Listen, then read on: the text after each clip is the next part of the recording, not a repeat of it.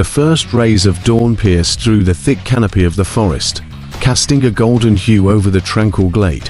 Birds sang melodious tunes, and the gentle rustle of leaves whispered secrets of ancient times. In the heart of this serene landscape stood a young squire named Cedric, his eyes alight with determination and dreams.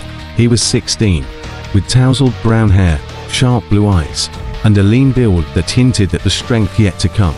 Cedric's father, Sir Aemon, had been a knight of great repute, known for his valor and unwavering loyalty to King Arthur. Now, Cedric was to follow in his father's footsteps. Today, he was to meet the legendary Knights of the Round Table, to whom he would pledge his service. His heart pounded with a mix of excitement and trepidation as he adjusted his tunic and mounted his steed, a proud stallion named Bramble. As Cedric rode through the forest, he recalled his father's tales of King Arthur and his noble knights, stories of bravery, chivalry, and the eternal quest for justice had fueled his desire to become a knight. Now, he was on the brink of realizing that dream. The towers of Camelot loomed in the distance, their majestic silhouettes etched against the morning sky. Cedric's heart swelled with pride as he approached the castle gates, guarded by stern-faced sentinels. He presented his letter of introduction, sealed with the insignia of his father, and was granted entry. The courtyard bustled with activity. Knights sparred with each other, squires hurried to and fro, and courtiers discussed matters of state. Cedric dismounted and was approached by Sir Percival, a tall and imposing knight with a kind demeanor. "Welcome to Camelot, young Cedric." Sir Percival greeted him. "I knew your father well. He was a great man." "Thank you, Sir Percival," Cedric replied, Bowing respectfully. "I hope to honor his memory by serving King Arthur." "You have much to prove, but I sense greatness in you," Sir Percival said, clapping Cedric on the shoulder. "Come, let us present you to the king." The great hall of Camelot was a sight to behold. Its vaulted ceilings and intricate tapestries told the tales of legendary battles and heroic deeds. At the center of the hall stood the Round Table, a symbol of equality and unity. Around it sat the knights, their expressions a blend of curiosity and camaraderie. King Arthur, regal and wise, rose to his feet as Cedric approached.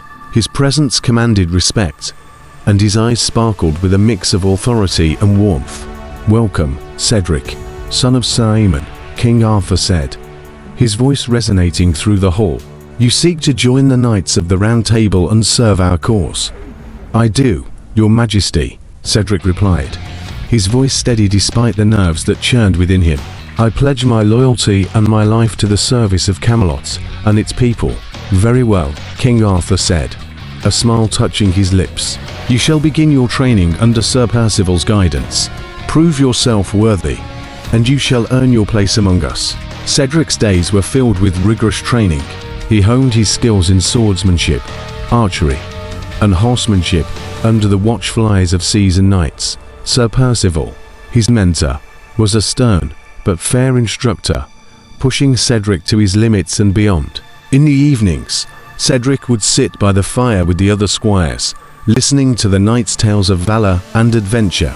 He forged bonds of friendship and camaraderie, sharing dreams and aspirations with his peers.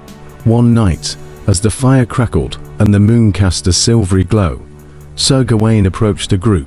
Known for his strength and courage, Sir Gawain was one of King Arthur's most trusted knights. "Gather round, young squires," Sir Gawain said, his voice commanding attention. "I have a tale to tell, one that speaks of the challenges you may face." The squires listened intently as Sir Gawain recounted a harrowing encounter with a fearsome dragon. The beast had terrorized a nearby village, and it had taken all of Sir Gawain's skill and bravery to defeat it. Cedric's eyes widened with awe and determination. He knew that such challenges awaited him on his path to knighthood. Months passed, and Cedric's training continued. He grew stronger, more skilled, and more confident. One day, as he practiced his swordplay in the courtyard, a horn sounded, signaling the arrival of a messenger. The messenger, a young woman named Elena, approached King Arthur with urgent news. "Your Majesty," she said, bowing deeply, a monstrous beast has been sighted near the village of Eorda. It has been terrorizing the villagers, and they beg for your aid." King Arthur turned to his knights, his expression grave. "Who among you will answer this call?" Before anyone else could speak, Cedric stepped forward. "I will, your majesty," he declared, his voice unwavering. "I seek to prove my worth and protect the people of Camelot." King Arthur regarded Cedric with a mix of pride and concern. "Very well, Cedric. You shall lead this mission.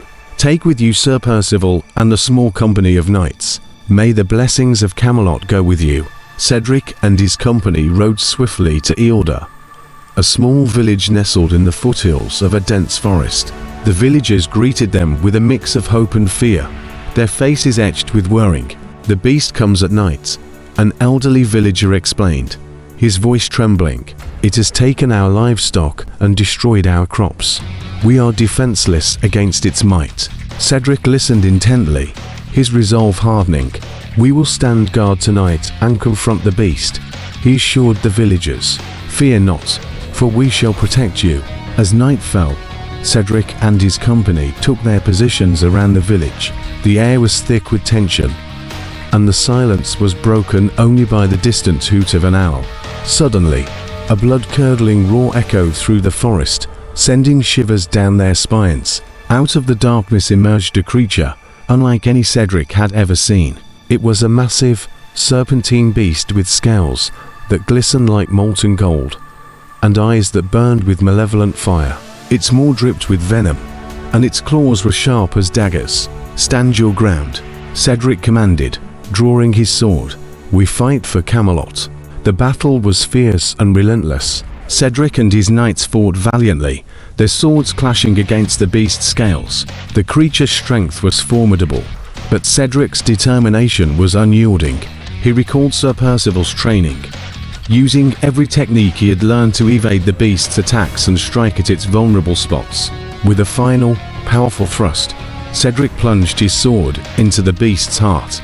The creature let out a deafening roar before collapsing to the ground, lifeless. The villagers erupted in cheers, their gratitude boundless. "You have proven your valor, Cedric," Sir Percival said, his voice filled with pride. "You are well on your way to becoming a knight." Upon their return to Camelot, Cedric was hailed as a hero. His courage and skill had earned him the respect of his peers and the admiration of the king. However, beneath the surface of their celebration, a darker threat loomed. One evening, as Cedric walked through the castle corridors, he overheard a hushed conversation between two courtiers. Their words were laced with treachery and deceit, speaking of a conspiracy against King Arthur. Cedric's heart raced as he strained to hear more. "We must act quickly," one of the courtiers whispered. "The king's trust in his knights is his greatest weakness. We will exploit it and seize the throne." Determined to uncover the full extent of the plot, Cedric decided to investigate further. He confided in Sir Percival, who shared his concern. "We must tread carefully," Sir Percival warned. "We do not know how far this conspiracy reaches. Trust no one but the king and our closest allies." Cedric and Sir Percival worked in secret, gathering evidence and identifying the conspirators. Their investigation revealed a web of deceit that extended into the highest ranks of Camelot's court. The traitors sought to undermine King Arthur's reign and seize power for themselves. As the days passed, the tension within the castle grew palpable. Cedric knew that they had to act swiftly to thwart the conspiracy and protect the king. He devised a plan to expose the traitors during a grand feast, where all the nobles and knights would be present. On the night of the feast, the great hall was adorned with banners and filled with the sound of laughter and merriment. Cedric and Sir Percival watched the proceedings closely, their eyes scanning the crowd for any sign of treachery. As the feast reached its peak, Cedric stood and addressed the assembly. "My lords and ladies," he began, his voice steady, "I have uncovered a grave threat to our beloved Camelot. There are those among us who seek to betray King Arthur and—" The hall fell silent, and all eyes turned to Cedric. He continued, his voice unwavering. "These traitors have plotted in the shadows, conspiring to overthrow our king and seize the throne for themselves. but their treachery shall not go unpunished. A murmur of shock and disbelief rippled through the crowd. King Arthur rose from his seat, his expression stern. "Cedric, if what you say is true, we must have proof. Bring forth the evidence." Cedric nodded and motioned to Sir Percival, who stepped forward with a stack of parchments and documents. These documents contain the details of their plot, signed and sealed by the conspirators themselves. "We have also identified the key members of this treacherous cabal." With a sweeping gesture, Cedric pointed to the courtiers he had overheard. "Lord Gawain, Sir Roderick, and Lady Morgana are among the ringleaders. They have betrayed your trust, your majesty." Gasps of disbelief and cries of outrage filled the hall. The accused courtiers attempted to protest their innocence, but the evidence was damning. King Arthur's eyes blazed with fury as he ordered their immediate arrest. "Justice will be served," King Arthur declared. "Cedric, your bravery and dedication have saved Camelot from a great peril. For this, you have proven yourself not only a squire but a true knight." The following day, a grand ceremony was held in the courtyard of Camelot. Knights, nobles, and villagers gathered to witness Cedric's ascension to knighthood. The sun shone brightly, and a sense of pride and anticipation filled the air. King Arthur stood before Cedric, holding the sacred sword Excalibur. "Kneel, Cedric," he commanded. Cedric knelt, his heart pounding with emotion. "Do you swear to uphold the virtues of chivalry, to protect the innocent, and to serve Camelot with honor and loyalty?" King Arthur asked. "I do," Cedric replied, his voice steady and resolute. "Then rise, Sir Cedric, Knight of the Round Table," King Arthur proclaimed, tapping Cedric's shoulders with Excalibur. "May you continue to bring honor to our realm." Cheers erupted from the crowd as Cedric rose to his feet.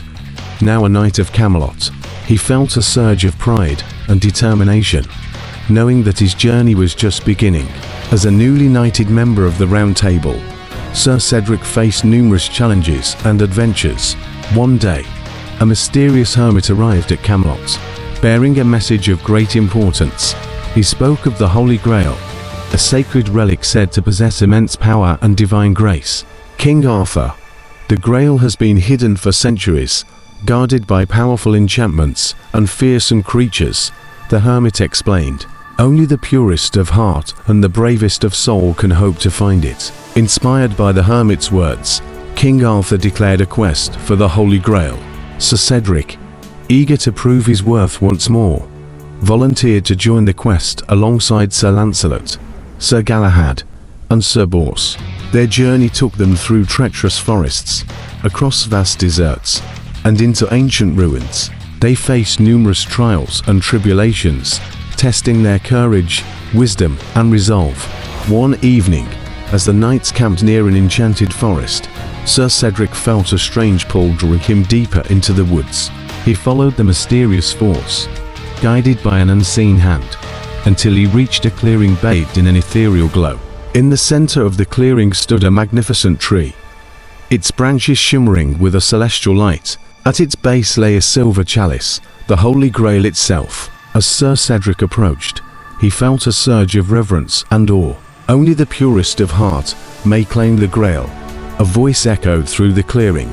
"Prove your worth, Sir Cedric." Sir Cedric knelt before the Grail, his heart filled with humility and devotion.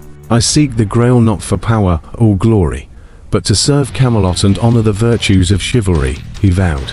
The celestial light enveloped Sir Cedric, and the Grail rose into his hands. With a sense of profound reverence, he carried the sacred relic back to his fellow knights. The knights returned to Camelot with the Holy Grail, greeted by the jubilant cheers of their comrades and the grateful praises of King Arthur. The relic's presence brought a renewed sense of hope and prosperity to the kingdom, its divine grace inspiring all who beheld it. King Arthur held a grand feast in honor of the knights' successful quest. As the hall filled with laughter and celebration, Sir Cedric reflected on his journey. He had faced mythical beasts, uncovered a conspiracy, and proven his worth as a knight. Yet, he knew that his adventures were far from over. As long as there were challenges to face and people to protect, Sir Cedric would continue to serve Camelot with honor and courage. One fateful night, as the moon cast an eerie glow over Camelot, a dark shadow descended upon the kingdom. Morgana, the traitorous sorceress, had returned with a vengeful army of dark creatures and malevolent spirits. Her heart burned with a desire to claim the throne and plunge Camelot into eternal darkness.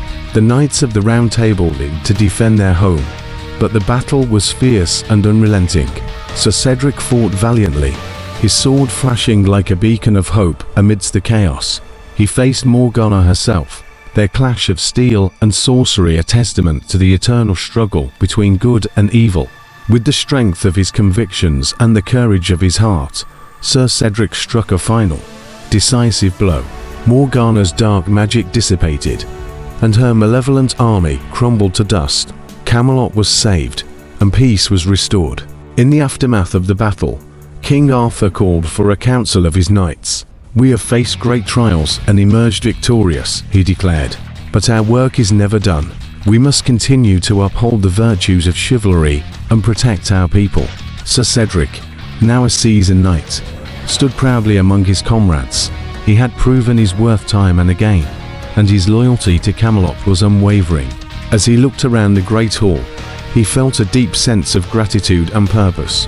The Knights of the Round Table would face many more challenges in the years to come, but they would do so together, united by their shared commitment to justice, honor, and the protection of their realm.